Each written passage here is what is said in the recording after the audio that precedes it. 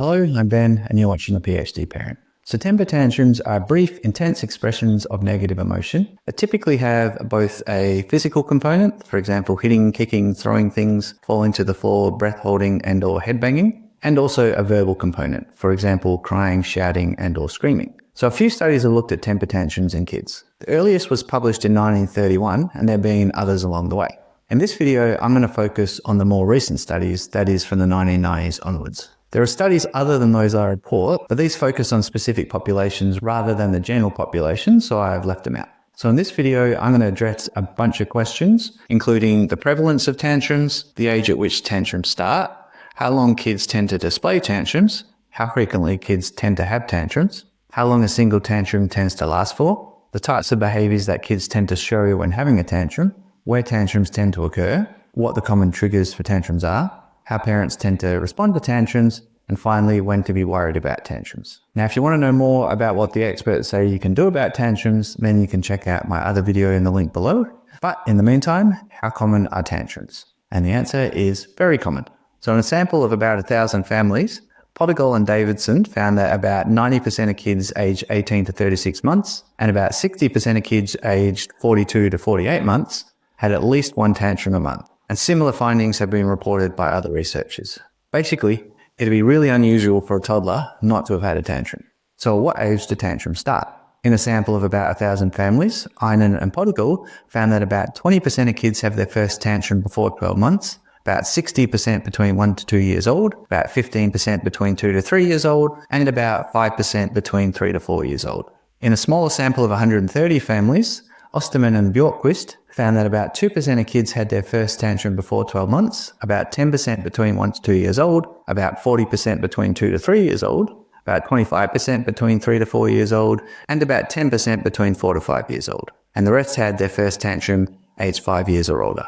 Now, it's not exactly clear why there were discrepancies between these studies. It could be because of the smaller sample in Osterman and Bjorkquist, or cultural differences between the samples. So Einan and Pottigal was in the US and Osterman and Bjorkquist in Finland. Or it could be because of a reliance on parental recall. That is, both studies required parents to remember when their kid first had tantrums. But the kids in Osterman and Bjorkquist were, on average, older than in Einan and Pottigal. So parents' memory potentially was more unreliable in the Osterman and Bjorkquist study. But either way, by the time your kid is about 3 years old, there's a decent chance they would have had a tantrum. So how many years do kids display tantrums for? So I was only able to find one study that looked at how long kids keep having tantrums for.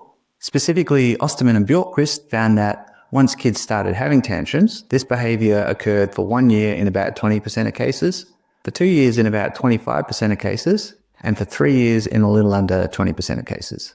Not sure about the other 35% because I didn't report this, which is a bit strange. But because the range was large, with some kids only having tantrums for 6 months at the lower end and some kids having tantrums for 11 years at the upper end, I'm assuming things didn't fall into neat categories. At any rate, I wouldn't place too much weight on these results as they're based on only one study of about 130 kids.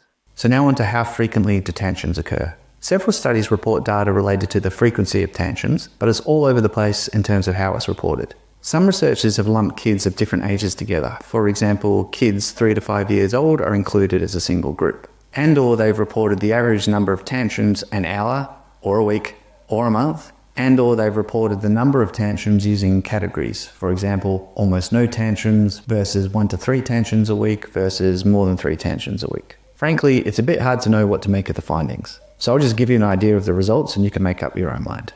So here is what you get for the average number of tantrums a week for kids who are 1 to 4 years old.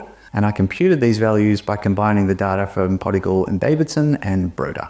And here is what you get when data is lumped into categories based on Jenkins, Bax and Hart. Now finally, Waxlag recruited about 1,500 kids between 3 to 5 years old. They found that across the previous month, about 45% of kids had not had a tantrum, about 35% had less than one tantrum a week, 15% around 1 to 3 tantrums a week, and the remaining 5% having 4 or more tantrums a week. As I said, bit tough to know what to make of all these results. So now on to how long do tantrums last for. So again, to answer this question, I combined the data reported from Pottigal and Davidson and Broder, and here is what you get.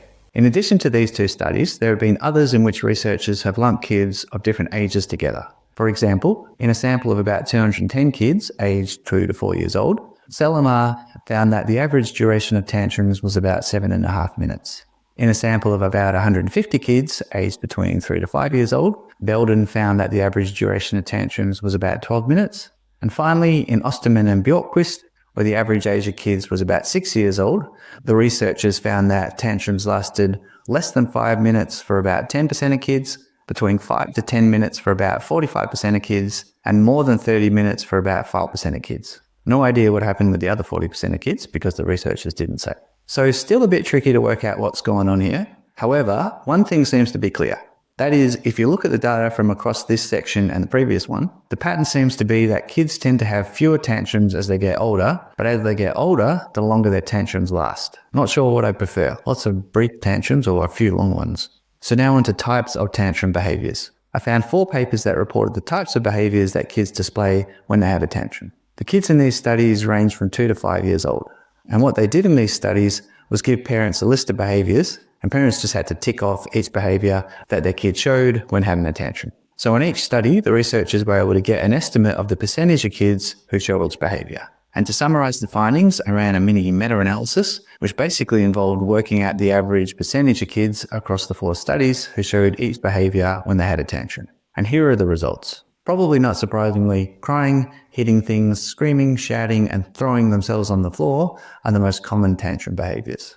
In another paper, Polygold looked at whether particular tantrum behaviors predicted the duration of tantrums. For reasons I won't go into, you can consider these results exploratory, and you'd want to see them replicated before you took them seriously. Nevertheless, what these researchers found was that if a kid fell to the floor or stamped their feet within the first 30 seconds of a tantrum, then the tantrum lasted for a shorter period than if they did not exhibit these behaviors. So, apparently, falling to the floor and foot stamping are a good sign.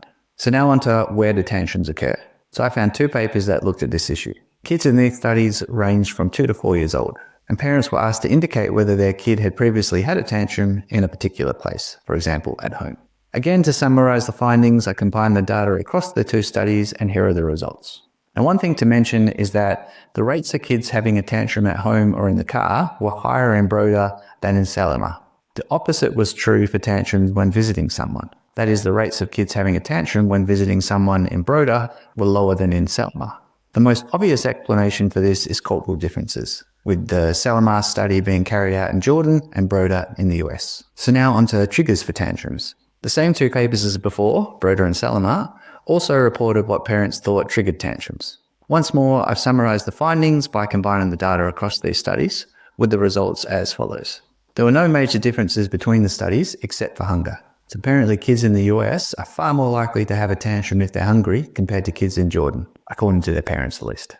So now on to how do parents deal with tantrums. For the last time, same 2 papers, Broda and Selimar, but this time looking at how parents respond to tantrums. And here is what you get when you combine the results of these 2 studies. One thing to mention is that the percentage of parents who spanked their child in response to a tantrum was about 6 times higher in Selimar than it was in Broda.